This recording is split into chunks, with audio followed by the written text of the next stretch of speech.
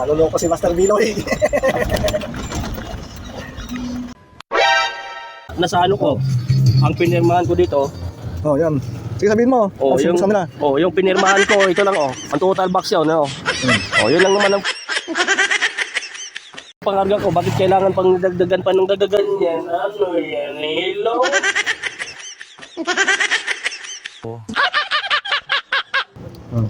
Hindi pwede.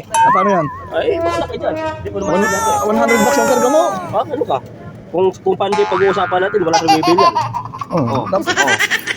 Ito lang mga pangarga ko, 3 lang yan. Oh, sige. Pagdating dito, kung susundin natin yun, Tingnan mo nga. tingnan mo. Picturean niyo.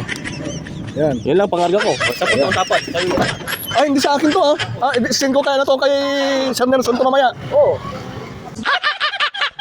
Hindi, kasi ano to? Pakarga mo to eh. Ano yung baka nasa na dyan?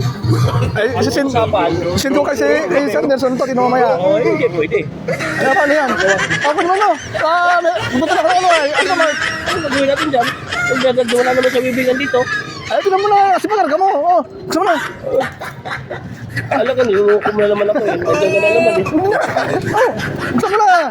Bumuksan mo kung ano yung Bahala ka. Pwede mo bubuksan yan. Nagre-reklamo ka na agad eh. Hindi mo pa nakikita. Aray mo! 100 bucks na. Ano yan? Nagre-reklamo ka na agad na. Kukunin mo pa yung passcard mo. Ayun, ito yung passcard mo. 3 bucks lang ang pakarga mo. Reklamo ka. Bago na talaga eh. Reklamo ka na. Reklamo. Wala naman itong pandesal yan. Ha? Sa'yo yung pande. Sa akin yung aliw.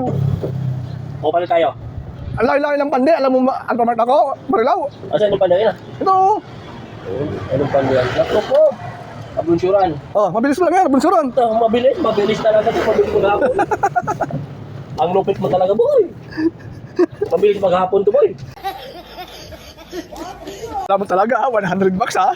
100 bucks ka, tatlong box lang pala. Buwang